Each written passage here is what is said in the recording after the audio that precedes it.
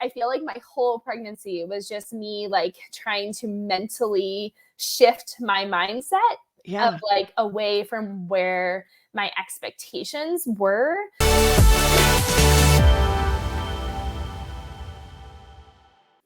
All right. Today we have on Neely Gracey, who is not only author of the new book, Breakthrough Women's Running. Yes, I have it here.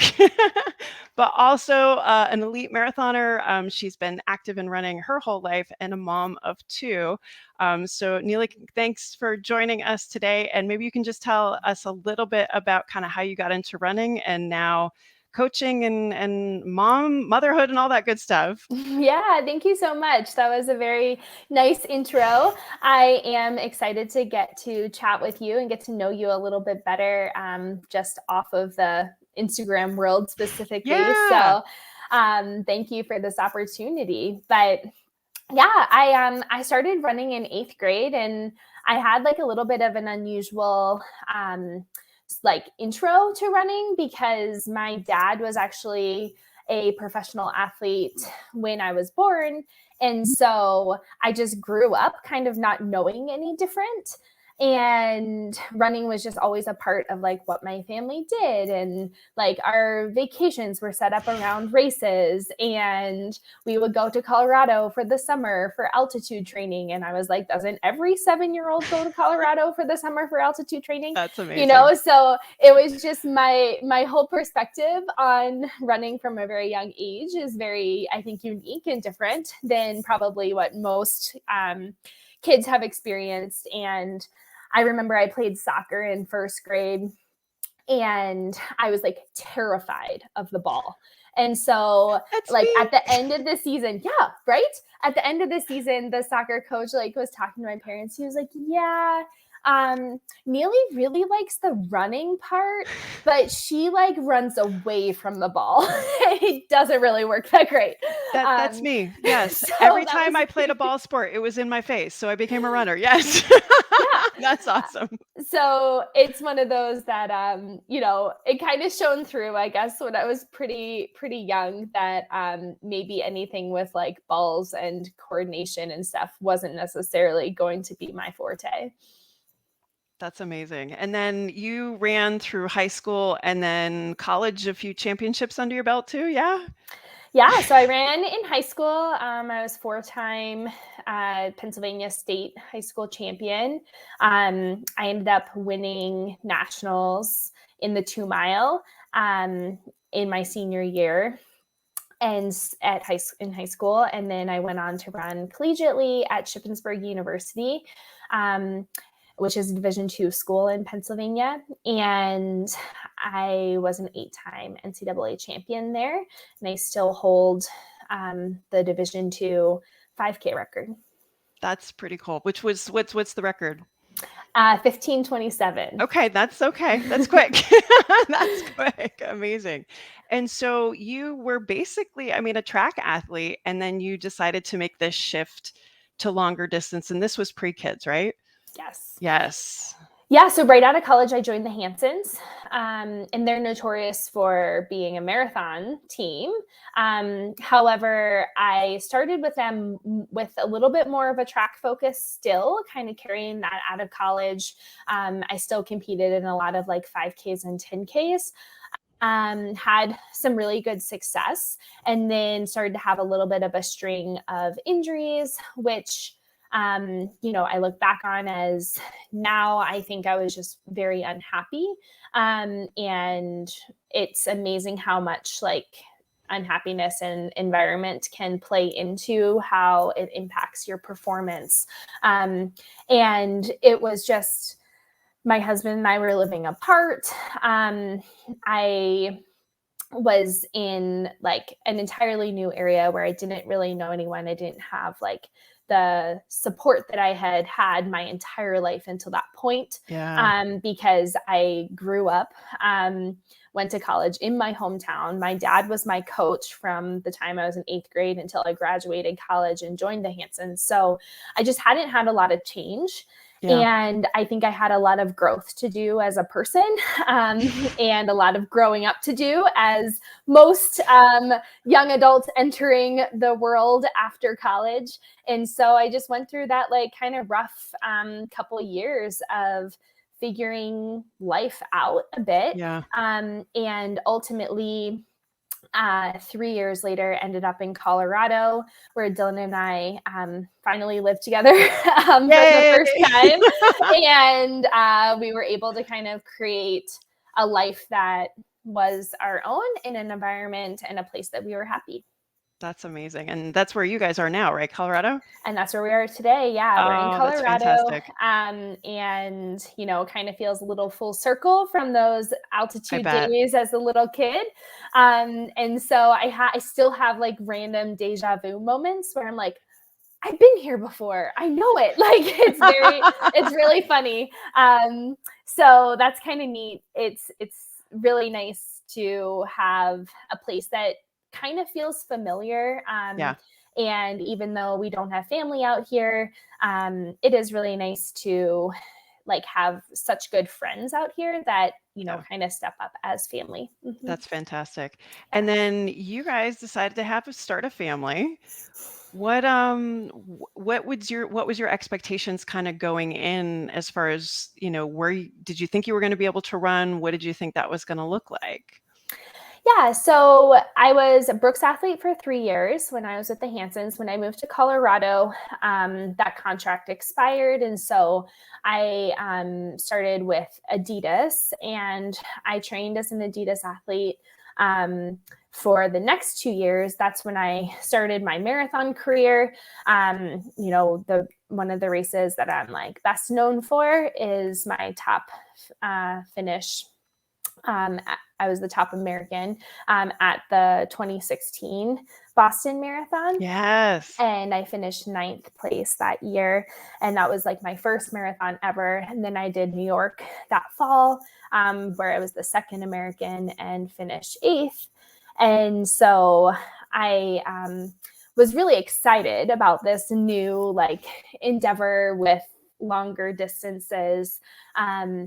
And that spring in 2017, I decided that I was going to try and chase a national title in the road circuit. And so I decided to not do a spring marathon and rather try for the 15K, the 25K, and the half marathon US championships, and to see if one of those I could come out on top. Yeah. And I was third, second, and second. So That's pretty good. It was a very successful spring, but I fell a little bit short of that main goal. Yeah. And I think finishing that season, I was like, okay, like I didn't get the goal. It didn't end the way that I wanted it to. Yes, it was very successful. Yes, things came together almost the way I wanted it to, but not quite.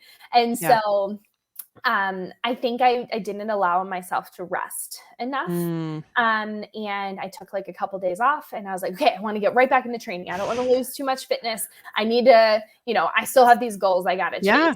And then that summer, I just like, the fitness just didn't come around. My body like didn't have the rest it needed. And so it wasn't cooperating the way that I had hoped. And I ultimately kind of had to call my season in August of 2017 because I couldn't really get in any consistent training without something flaring up. Oh, and at that point, my sister had found out that she was pregnant, and I started to get this like, this is something that we've really wanted. Like I always had this drive to be a professional runner and a drive to be a mom. And I was like, you know what? I'm hurt. Like I need to take some time off. Like, let's just try for a few months. And if it happens, great. If it doesn't happen, I'll run Boston. And I was like, it's win-win, right? So I ended up getting pregnant right away. And then kind of, I think what I had expected and the way I thought things would go, like quickly did not pan out that way. And so I totally was like, I'm going to be that person that runs through my pregnancy every single day. Yeah. I'm going to like be so fit, and I'll be like, you know, that really cute runner where you like can't even tell that she's pregnant until she turns around and she has the really cute baby bump. And I was like, I love it. it's going to be awesome.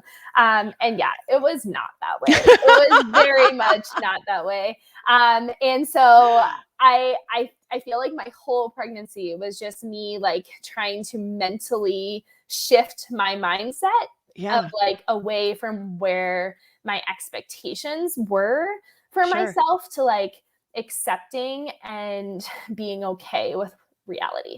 What were you experiencing? Was it fatigue? Were you having aches and pains? Like what kind of smacked you in the face like, okay, this is not what I expected? All of those. Yeah. Yes, I was super tired. I mean, I Yeah. am someone that like I have a decent amount of energy. I, you know, even as a professional athlete running 100 miles a week, I never napped. I never, you know, had this like, oh, I have to rest and relax and watch Netflix all the time. And, you know, like I was definitely someone that's like, no, I have a good like energy store, and I have like, I want to put forth that energy into something productive. And so, you know, I started my coaching business as a professional athlete because I was like, I need something to do. I can't just sit here, Right. you know, like I need, you know, more stimulation than this. And so I have never experienced fatigue as I have during pregnancy. And to the point that like I would wake up at 6 a.m, and by 10 o'clock, I would need like a full hour nap. I was so Wow. exhausted. And that was like without even running. I was like, I'm just so tired. And I was sick my entire pregnancy Oh dear. with Athens, and so that was really hard. I couldn't eat vegetables or meat, and so I like shifted to eating like a 5-year-old. I would eat like pizza or grilled cheese or macaroni and cheese. Like, no, that really is a 5-year-old. Like, this is Just all cheese. I can eat. Yeah, like some form of bread and cheese was like It the sounds only thing I could delicious. do. And ice cream. I could eat ice cream also. So yeah, it was just like so many shifts. And then my lower back started to hurt, and I had like SI joint issues to the point that if I would run, I like couldn't even function as a person. So it was like, okay, I can't run so that I can at least like walk, like as a human to like do things around the house. And so that was just like such an identity shift for me. I had never taken that like extended amount of time off before, because it ended up being about 6 months from the time that I had to stop running during my pregnancy to when I could start running on the other side of delivery.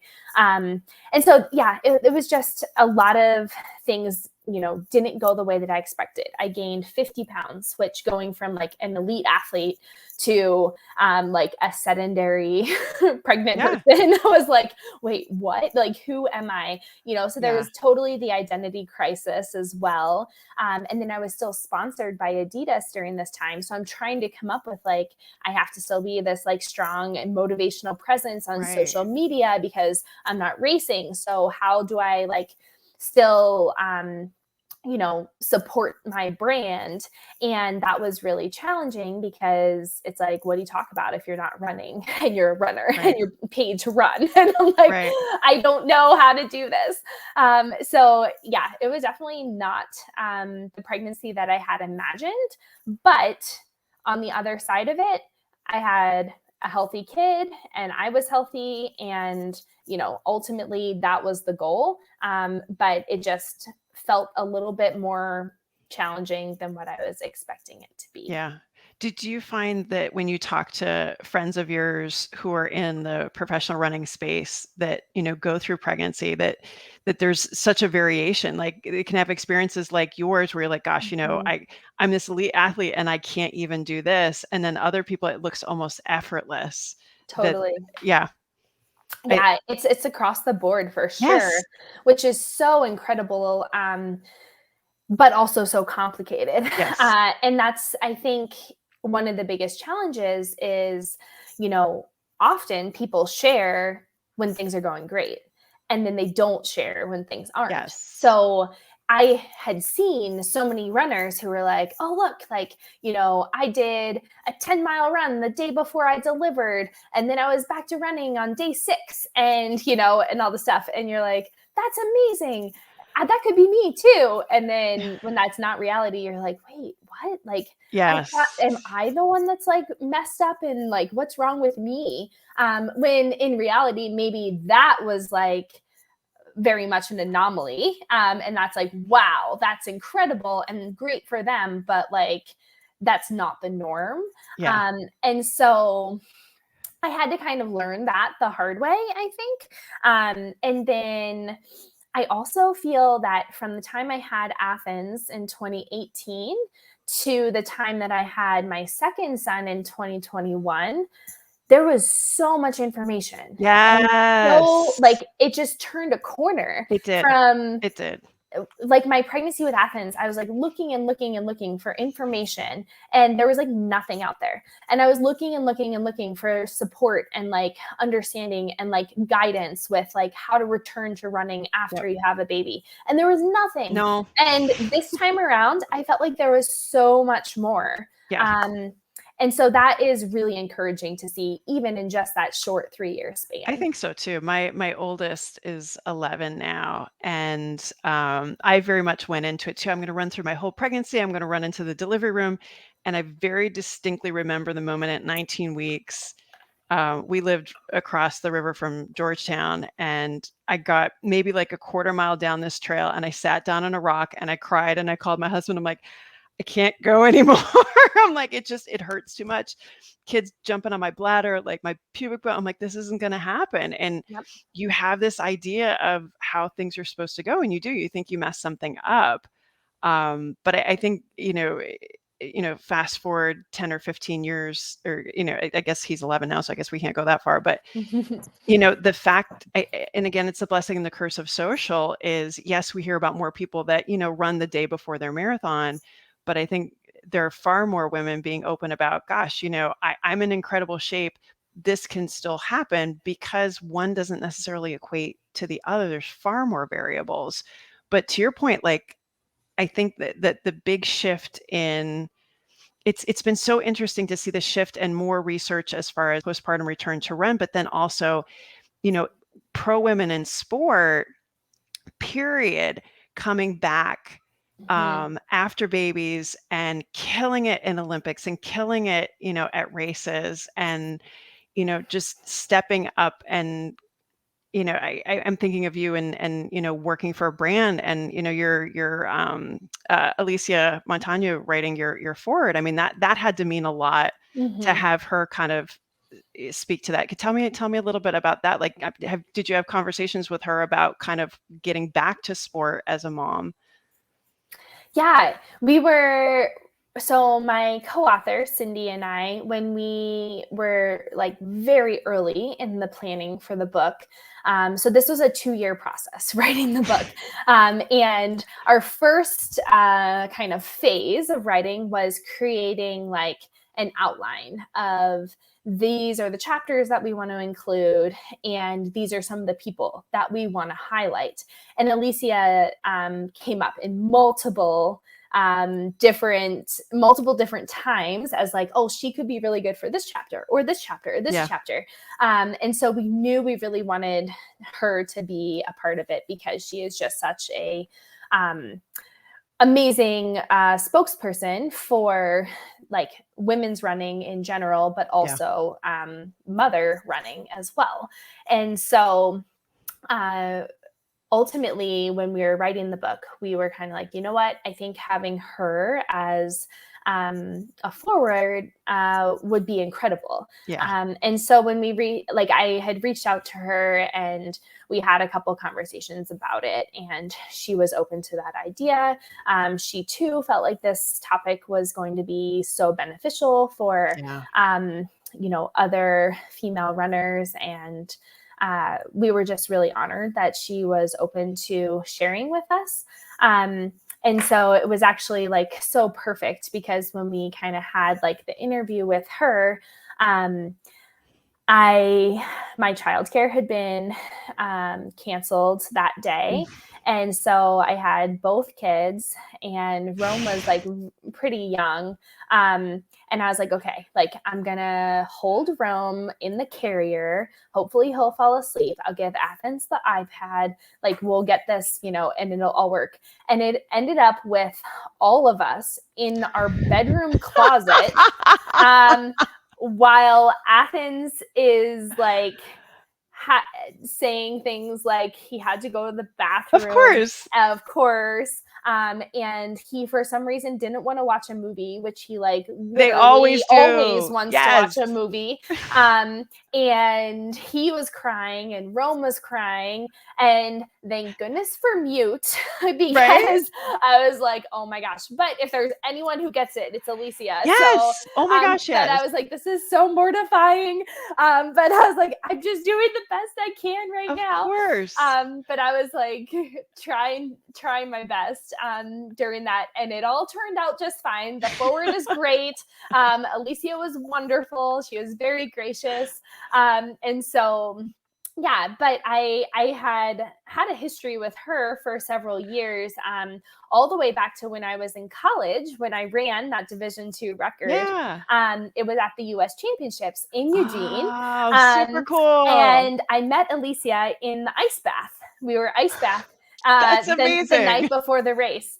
And I was sitting there and I had no idea who she was. And I was just talking with her, and I was like, oh, I'm in college. Like, this is my first time ever here. And she's like, oh, really? Well, you're going to do awesome, And here she had won like 8 titles, right, and I had no clue. That's amazing. And I was like, I can't wait to cheer for you tomorrow. And I just remember like, my husband, who was my boyfriend at the time, had like come out to watch me. And Alicia had this like amazing rock on her finger, and I was just like, oh my gosh, that is so pretty. And she's like, oh yeah, like I just got married, and like it was so fun. And so anyways, then I like looked her up after, and I was like, oh, this is so cool. Oh my gosh. So I was like total fangirl. That's of a Alicia, great story. From like that moment forward. Totally. And so anyways, like over the years we've interacted on social media and in person several times. Yeah. And so it was just like really cool, because I still feel a little bit of like that fangirl totally. that shines through. So it was, even though I was talking to her from my closet while my kid's screaming that he has to poop, it was, I think that's perfect though, because I had a call with somebody this morning, and she was over in Wales, and her kids were running in and out, and of course it's like 100 degrees there, and I'm like, it's fine. I understand you. This is what motherhood is, and this is how we have to navigate it, which I think that makes your book so much better, because you're writing it from a place of knowing. You're writing it from a place of, no, wait, I'm in the closet and my kid says he has to poop, and I'm talking to this amazing person. So other than that, like what inspired you to be like, yeah, this book has to be written. Women need to have more support in kind of trying to find those big dreams and getting support, getting back to running. Yeah, I mean, so going back to that college time, so I went to school to be a coach. I knew that's what I wanted. And literally the foundation of coaching is relationships. Yeah. And so my degree was human communication. And so it's literally interacting, learning how to talk to different types of people in different settings. And to me, that was so critical as a coach. And then I had a coaching minor. And so I always was trying to tie in communication and coaching. And there was nothing out there. No. Like it was so annoying. And I was like, how is there nothing on this when this is literally the foundation of coaching? And if I could find anything on coaching, it was always male coaches. Yes. And it was always male athletes too. And that was really confusing to me as well, because I was like, okay, like this is like, we're missing so much right here. And so I remember in college thinking, like, I need to write a book someday, and I need to have a female perspective with coaching and communication as the forefront. And so fast forward 10 years, and Cindy, my co-author, and Human Kinetics, our publisher, reach out to me, and they're like, hey, we have this idea. We want to write a book for women runners, written by women runners. Shocking, groundbreaking, I know. And I was like, sign me up. It is. This is amazing. Yeah. This is what we need. That's awesome. And so I was like, this is my dream come true. And it just kind of happened that it was like right at the start of the pandemic. So there wasn't a lot of other stuff going on for me. Yeah. I wasn't racing. And so I dove in. I was like, this is going to be awesome. So we started working on it. And then right when I was going to pick up my own training and start competing again, I got pregnant with Rome. So then it was like, okay, well, now I have a whole pregnancy, so let's do it.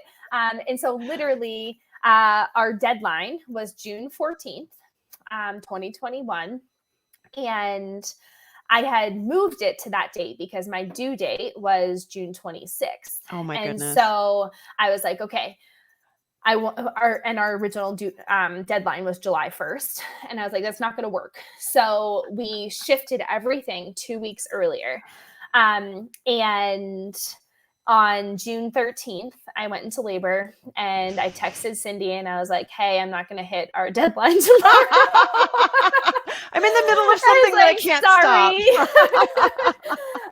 And she was like, don't worry, I got this. So she was able to kind of hit submit for us on the final edits and everything, and sent that over to our publishers. So so my deadline for both the book and Rome was the same day. So technically, who's your second kid? Is it the book or is it Rome? Technically, it would be the book because it was supposed to be 9 a.m. and Rome was born at 10:30 a.m. So. Oh my goodness!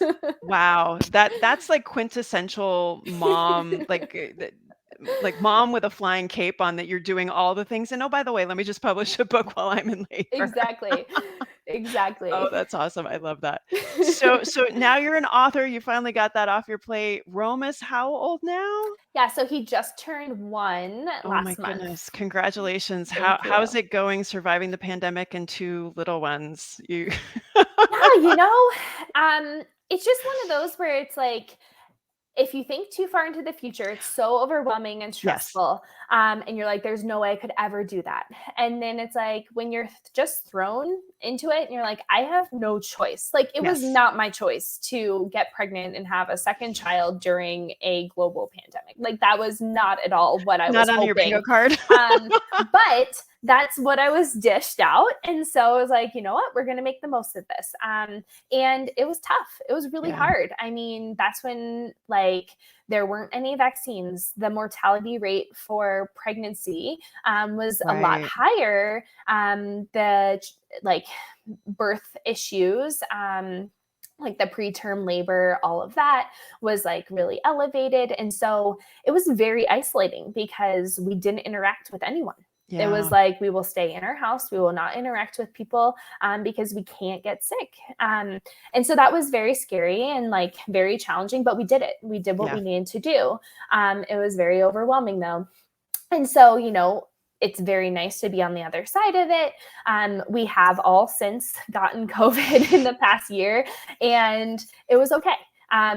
Fortunately, we were vaccinated. Fortunately, we had, the kids, Rome wasn't an infant. And so we had, we were in a better spot, and it wasn't, good to hear. There was nothing scary about it. It was annoying. And I've been sicker. It was, something that I knew was kind of inevitable with the world that we are in now. Yeah, definitely. But it was also important for us to start to interact again and do things again.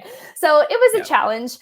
So it's not the way I would have chosen things to go, but I think that we're doing pretty good overall. And That's good. we've adapted. The second child was so much easier because our lifestyle's already set up Yep. around children. And I also had so much more confidence in myself as a parent. I had so much more confidence in myself as a runner, knowing, hey, it'll come back. Yep. Like I know it will, and I just be patient. Where after I had Athens, I was like, I don't think I'm ever going to be fast again. Right. Like, Yeah. and it took me such a long time to get there because I kept rushing it and then having setbacks.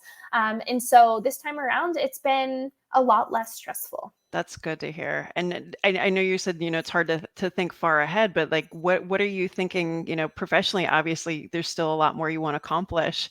Where are your sights right now? Yeah. So I have kind of my first real season coming up. So my first season since 2017, which is pretty amazing.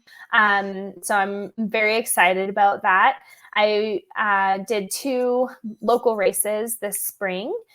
So I ran the Boulder 10K on Memorial Day, which is one of the largest 10Ks in the country. And there were, I think it was like 28,000 ran this year. That's pretty good for a 10K. So, yeah. And I finished second. So I was really happy with that. Yeah. Thank you. I kind of surpassed my goals and expectations. I had a, pretty minimal build up, and I was just kind of having fun, starting to do some workouts again, and wanted to kind of just test myself. And I think that my biggest takeaway was that I really miss racing, and I really miss that that part that I haven't had that's mine for so long. And so I think I smiled like the entire race, maybe not the last half mile. That was starting to hurt a little bit, but most of the race, I smiled the whole way because I was just so thrilled to be out there, like doing my thing again. And so that was really validating for me. Because, I know I love running. I run every day. It's a part of my routine. It's a part of my lifestyle. But I didn't know how much drive I still had with like the really true competitive side. And I was like, I know I still want to race. I know that I still have goals, but like it's kind of, we'll just play it out, see what kind of happens. It was very validating to be like, oh my gosh, I love this and I want to do this. And it is worth my time and energy. So that was really cool. And then I did the Steamboat half marathon. Yeah. So I'm sponsored by Honey Stinger, and Honey Stinger is in Steamboat, Colorado. And so I was like, oh, I've never actually been to Steamboat. And everyone talks about how cool Steamboat is. And so I was like, oh, well, I really want to, it's like 3 hours from us. Okay. And I was like, I really want to do a half marathon there. Like what better way to go up and like get to check out a new town and whatnot. So we booked a hotel and we went up and we had the best weekend. It was That's awesome. So fun. The kids getting to like be there, and we hung out in the pool, and like Athens was so excited about being in a hotel because he doesn't remember. Right. They don't traveling. know. They don't he remember doesn't anymore. remember any of this stuff. And so it was really, really fun. And then race day, like I jumped on the bus, went to the start line, and it was so funny. I like ran in a t-shirt because I wanted to wear something that was Honey Stinger, and the only thing I had was a t-shirt. So I was like, okay, well, I'll wear my Honey Stinger t-shirt, which typically I race in like bun huggers and a sports bra, Exactly, so it was like different. a little different. I wore like a fueling pack because I wanted to take my phone with me.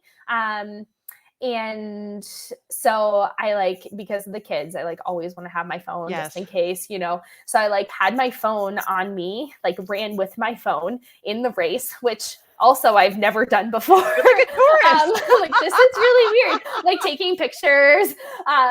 That's awesome. Yeah, it was just like, it was so different. And I ended up winning overall, which is the first time in the history of the race that a female has won overall. That's awesome. So that was really, really cool. And I I ended up puking like 400 meters to the finish line. It was just like, it was such a fun race though. And like, I was like, that. okay, this is where like I probably needed a couple more weeks of like training and a couple more long runs under my belt, because the last 2 miles I was like, oh, this is really hard. Gosh. But it was so much fun. And I really, again, like, it was so fun to like push myself to that limit. And to see like, wow, I still have this. Like, I still have this really competitive drive that like, I also have this really like developed race tactics that like come back so quickly. Like, it was just like, I knew what I needed to do to run my best on the day. And like 5 guys started and they went way out in front of me. Like, they had probably a minute on me at one point during the race. And then because it's high altitude, I knew if you go out hard, it's not going to bode well. And the hills in the latter part of the race, like the first half is kind of more downhill. Okay. Then the second half, you hit some like pretty decent hills. So I was like, okay, those hills are going to really hurt at this elevation if you're fatigued at all. Yeah. So I was like so cautious. The first 4 miles I was jogging, and I let these guys go, and then I just slowly started to pick them off one after another. Oh, and everyone, I was like, come on, come with me, like let's run together. And they were just like out the back door. And so it was really cool to like have those tactics, and to like remember like, oh yeah, I have been racing for 19 years. Like I have some like wisdom that I can tap into. And I also have like that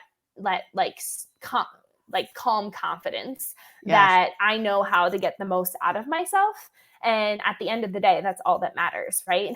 Like, we can only control what we can do. And if we can run if we can go into any race and we can set it up so that we can be our most successful, hit all of our strengths, and focus on exactly what we need to do each mile and each step of the way, then at the end, like, no matter what the result, we're going to be really thrilled with it, because we know that we did like the best for ourselves. And so I think, as a coach, I stress that a lot. But to me, it was so neat how easily that came back, as to like, this is how you race and this is how you are the most successful. Yeah, that's got to feel so good. And the thing that's popping into my head as you're talking is how much of that stuff, I think, that maturity, that confidence, that calmness, how much of that has also come from you as becoming a parent. Like, you've got this 19 years of training, and now you've got like, I can handle like these little kids, and I can put this all together, and my body is still got something in it. And if I can just swirl that all together, minus a little throwing up in the finish line, that's got to feel really amazing. Oh my gosh. Wow. Yeah. And it totally puts stuff into perspective when you have kids too, because you're like, the thing I was more stressed about was like, okay, what do I need to do so that the kids are ready in the morning so that Dylan can get them out the door while I'm gone, so that they can make it to the finish line, so that they have what they need at the finish line while they're waiting for me. So like, my thought race morning was so much more centered on like, what do the kids need? And like, I had to be able to nurse Rome right before I left, because, I wasn't like, I wasn't doing like I wasn't checking a bag or anything. So it was like, I couldn't take pump stuff along. I needed to be. My boobs hurt for you right now. So I was like, I have to be like really like on time with all the stuff. And like, I literally had to wake him up to be like, okay, you have to nurse at 5 a.m. because I'm leaving, at 5:45 so that I can get to the start line, so that, and then within like 20 minutes of finishing, I'm nursing him again, and like, that was my main focus. It was like, okay, drink a couple glasses of water. All right, now nurse the baby. So, and they don't care that mom just won the race. No, not at all.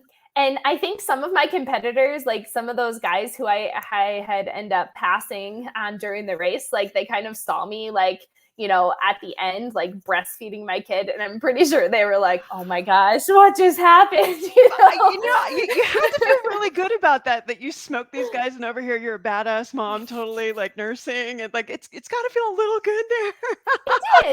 It felt really good. And one of the funny things was one of the guys on his Strava Mhm. wrote like first place on his Strava, and I was like, you were Mhm. first place male. Like Mhm. you should have Mhm. like, I think maybe been a little more clear with that, because So whoever you are, we're calling you out.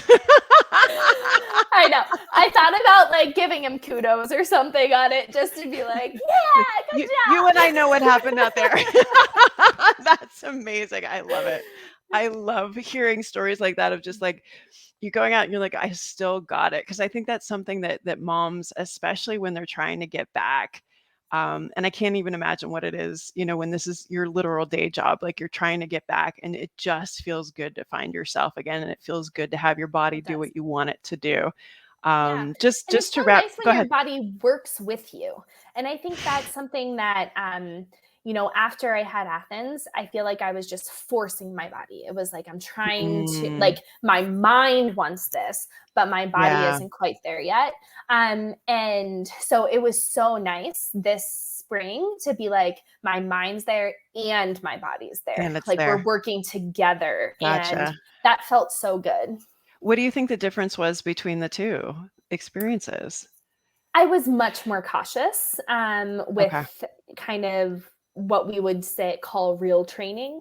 Mhm, This time around with Athens, I was very controlled for the first 6 months. And then I was mhm. like, okay, you're 6 months. Like, I'm going to start Ah, weaning and we're going to get, like, I'm going to get back into like my routine. And I yep, still had that, like, I was coming off of being this, high level professional athlete.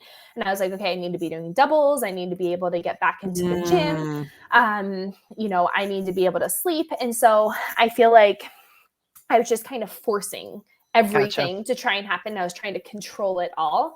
And this time I was just like, you know what? Like, the first year, it doesn't matter. We'll just see what happens. I'll just Yeah, kind of run on feel.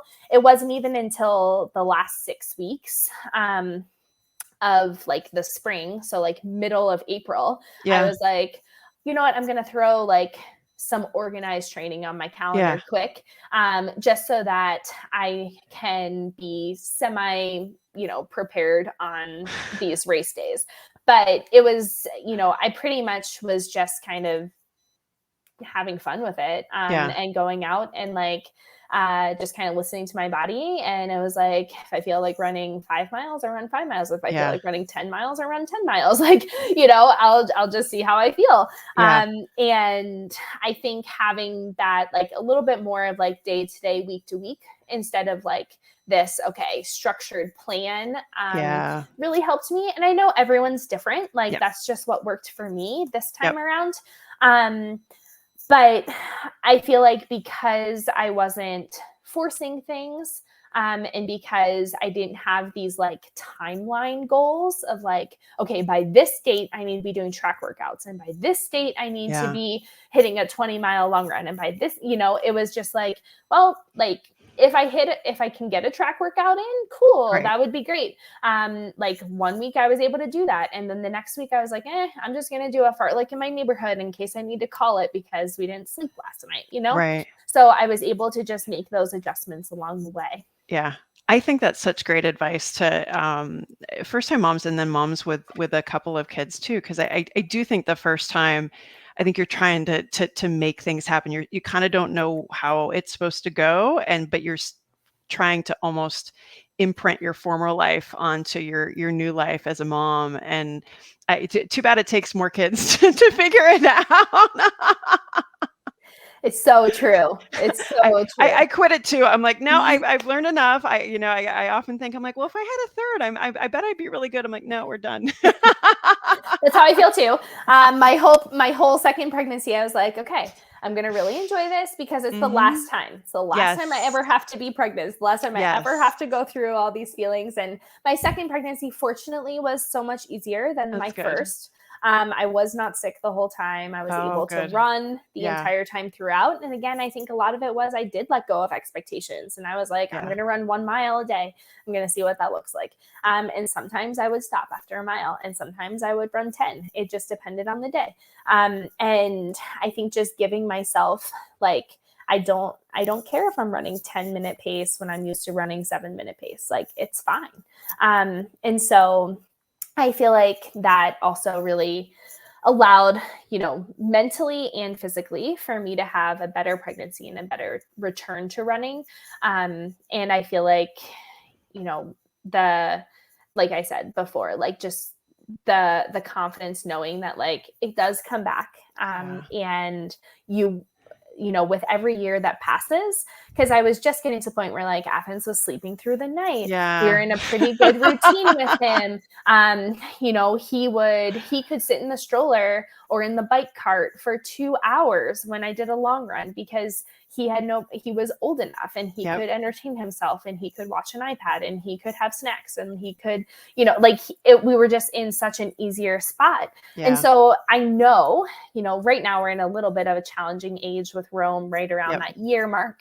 But, I know it gets easier. And so it's like, I know I have more time for myself in the next year or two. And I know that we'll sleep again at some point. And I know that things will just get like less chaotic and less stressful. And it's like, with the first one, you're like, oh my gosh, it's never going to get better. It's never going to change. Like, I think the time stuff gets a little bit easier in some respects. I think it's a little harder when they're older. You pick them up from school and you're picking up this like live grenade, and you don't know whether it's happy or sad, and you have to be prepared for that. So we're in that phase with Athens right now. Okay, yes. He's almost 4, and 3.5 to 4 is hard. Yeah. Especially with boys. A lot of emotions, a lot of like very strong emotions.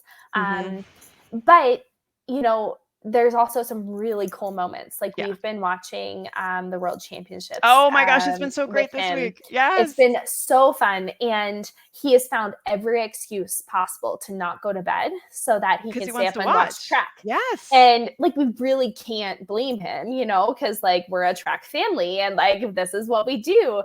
But like, I mean, last night he was just up in his room and you just hear him, I'm all alone. Like, oh gosh.